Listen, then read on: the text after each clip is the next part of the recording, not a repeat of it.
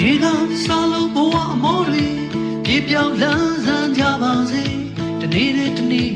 သာယာချမ်းမြေ့တိုးတက်ရအောင်ဒီရှင်သန်ရာဘဝမှာပညာဉာဏ်မြင့်မှာအယုသားဆုံးသာဖြတ်တန်းသွားတယောက်နဲ့တယောက်ကူပါအစိုးများတဲ့မှာအကုန်လုံးကြိုးစားဖို့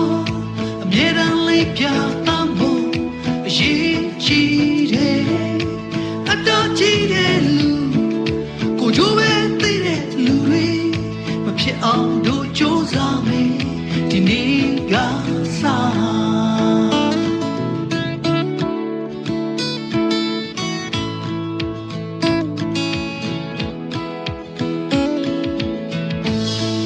ဒီနေ့ကစားလို့စိတ်နှလုံးတွေပျော်ရွှင်လန်းဆန်းကြပါစေဖြူစင်စိတ်ထားသာယာချမ်းမြေ့ချီလန်းတိုင်းအောင်မပြေပညာဉာဏ်မြင့်မှာအခိုင်အမာကိုချင်းတရား